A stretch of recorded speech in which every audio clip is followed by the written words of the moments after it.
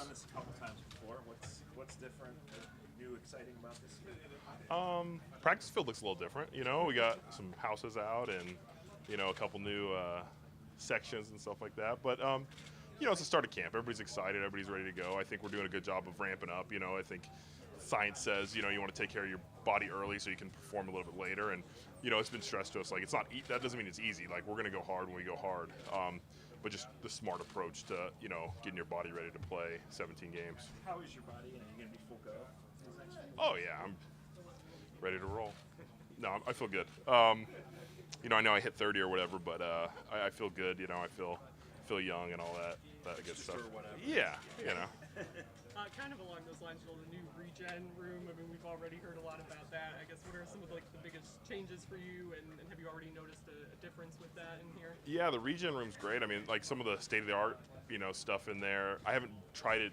I haven't tried anything actually. Okay. I'm trying to wait it till my body actually needs it. Yeah. You know what I mean? That's like my mindset. Like, oh, I'm not really beat up yet, but I've heard a lot of good stuff about the cryo, and they have those oxygen rooms. Build in some of that stuff. They got those float beds. A good amount of stuff, and I think a lot of guys had input. Like, I'm pretty sure one of the oxygen tanks, David and Joku, was like a huge fan of. So they went into that. And I think as long as the players use it and show, improved recovery, I think the Haslams have shown that they're not afraid to invest some money in the building. And Joe, we talked to some guys about this yesterday, but you guys are sitting waiting for a decision on Deshaun. I guess just how do you think the offense is handling this waiting period? It's been good.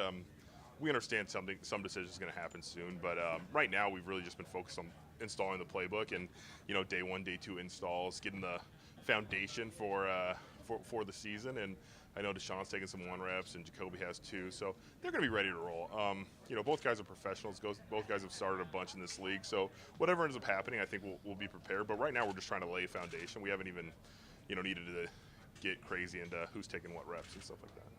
I know we've talked Kevin's a couple of years about how even keel he is. But we talked to him yesterday, and he would even kind of concede that it's a big deal not knowing about Deshaun's availability for the season. Is that kind of an example of where that really comes through, that he just keeps that same approach regardless? Yeah, we control what we can control around here, and that's kind of top down what they say. Like, there's really not.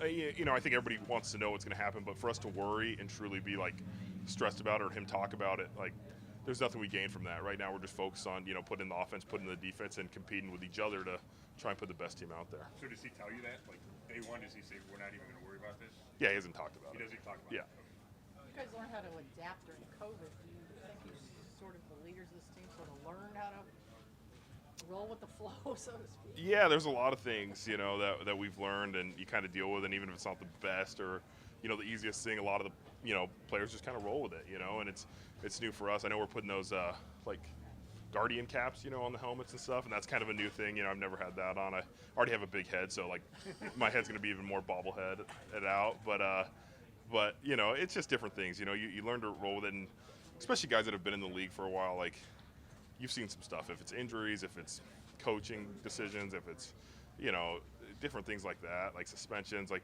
you've seen a lot of it. So you're prepared for those things, and you'll attack them when it's time.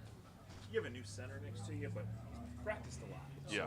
Is that a pretty seamless transition? Yeah, I mean, we got to get some game experience. I know he's had his chance, against Green Bay last year in the preseason a few times.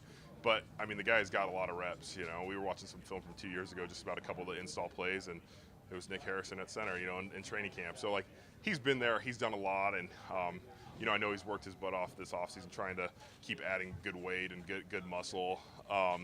But, I think mentally and stuff, like, obviously JC was very experienced and had seen pretty much anything you could throw at him. But Nick's working his way there, and he's trying to learn the playbook as good as possible. And, no, he's gotten tons of reps, so we're looking forward to see what he can do out there. Do you think JC's going to have a team soon?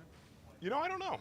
I think he should. I think if you look at the stats, I mean, whatever stats you want to look at, if you want to watch a film or whatever, he's, in my opinion, one of the top 5, or if you want to even argue, top 10 centers in the league. But, NFL's weird like that sometimes, so we'll see what happens. It's still a couple weeks away, but if Kevin said to you, do you want or need to play in the preseason, what would your answer be? I think that's a coach's decision, but I feel like I'm ready week one when they make that call. You know, that's my opinion on the matter. Some guys might need to be out there, or depending on what the coaches and Andrew Berry want to do. You know, I'm part of the team, so we'll do that part. But I feel pretty good. I feel confident that I'll be ready to play. When my number's called.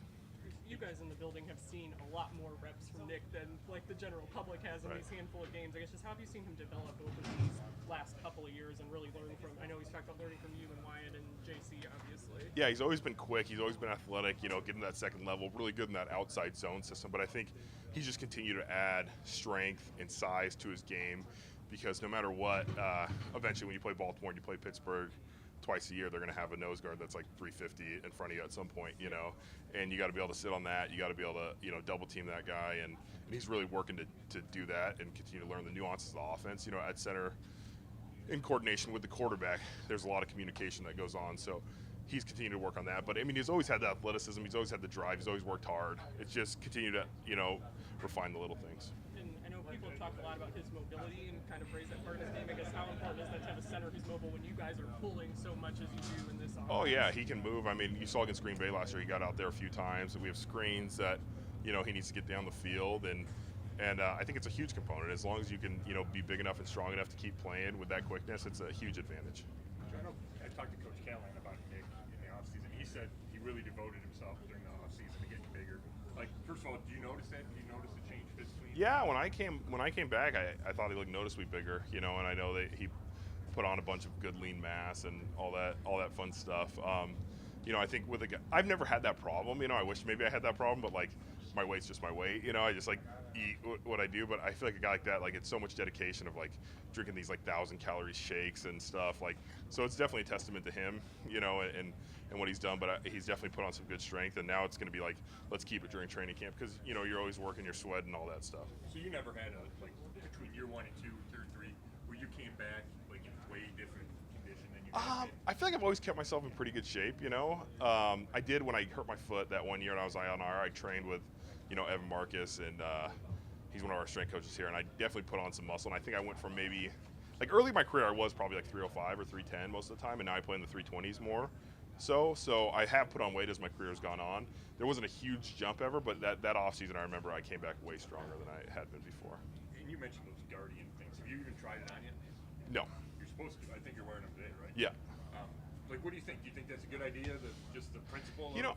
We have all these issues with concussions, and you see guys, unfortunately, later in life, and football's, I think most guys know the danger. So if there's a way, I poke fun of it, but if there was a way to protect the head, when you can, like I think it's a positive movement. I'm not a guy that's gonna like headbang the whole game anyway. Like I try and use technique and hands and shoulders and different levers instead of your head. I know some guys enjoy that, I guess, but for me, it's like I'd rather keep my head out of it as much as possible. Sometimes you have to, it's football, but it's another thing that you can add to protect the players. We're trying to get player safety, and we want guys to live long, happy lives, and if it helps a little bit for wearing a Guardian helmet for a couple weeks, I think it's worth it.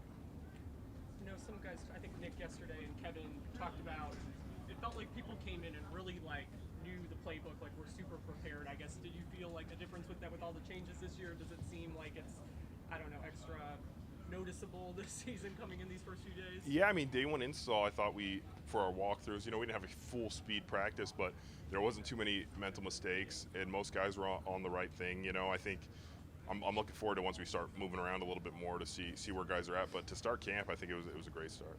I know Jack's on PUP, but Coach Stefanski made it sound like he's really fired up and was here all winter. Did you see, just how his attitude, so? Yeah, he's done a great job. I know that's a brutal injury, and from all the things I've heard and seen, he's worked his tail off to get back, and I know he pushed himself in the weight room and in the rehab room, and I know he took a couple little trips, but most of the time I think he's been in Berea, and he's been trying to put in the time to get ready, and I know he's shooting for week 1 and trying to be ready to go and help the team. But Jet, he says that this needs to be a big year for him, year 3.